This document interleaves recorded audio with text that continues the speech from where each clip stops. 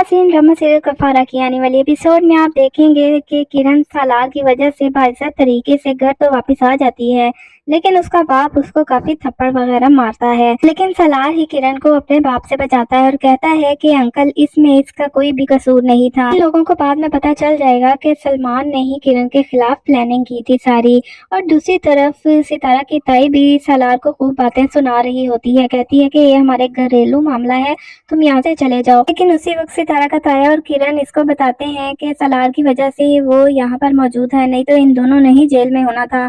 ये सुनकर ताई काफी शर्मिंदा होती है जब उसे पता चलता है कि सालार ने इतना कुछ किया है उनके लिए, क्योंकि शुरू दिन से ही वो सालार के काफी खिलाफ रही है। जबकि दूसरी तरफ सालार सितारा को अपने बाप के ऑफिस में जॉब करता देखकर खुश नहीं है। वो कहता है कि तुम अपनी स्टडी कंटिन्यू करो, मैं चाहता हूँ कि तुम कोई अच्छी जॉब करो। जब वो ये कहता है तो सितारा का दिमाग उल्टी चलता है हमेशा। वो सालार की बात को हमेशा नेगेटिव लेती है, इसलिए एक बार फिर से वो अपनी नेगेटिविटी का सबूत देते हुए सालार से कहती है कि मुझे तो ऐसा लग रहा है कि तुम मेरी तरक्की से जल रहे हो। तो सालार कहता है कि मैंने अपना शौक तुम्हारी खातिर छोड़ दिया, तुम्हारी खातिर अपने बाप और लोगों के सामने घुटने तक टेक दिए, और तुम मुझे इल्जाम दे रही हो कि मैं तुम्हारी तरक्की से चल रहा हूँ। मैं तो चाहता हूँ कि तुम अच्छी एजुकेशन पूरी अपनी मुकम्मल कंप्लीट करो।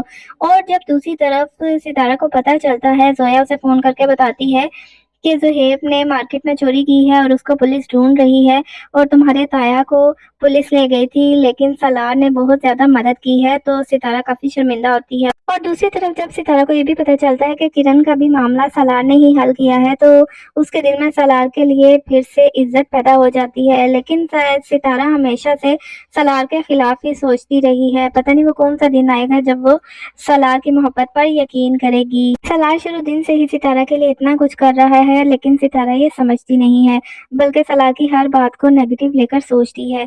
जबकि दूसरी तरफ आपको बताते चलें कि कासिम इतना बुरा रवैया निमी के साथ रख रहा है कि सबको लगने लगा है कि निमी के दिमाग पर असर हो गया है, निमी पागल हो गई है। यहाँ तक कि कासिम अपनी दादी से भी कहेगा कि भाई कह रहा था कि निमी को दिमाग के डॉक्टर को दिखाओ, क्योंकि वो ऐसी हरकतें कर रही है, क्योंकि निमी ने अपनी भाभी जोया पर, उसके होने वाले बच्चे पर भी कातलाना हमला करने की कोशिश की थी।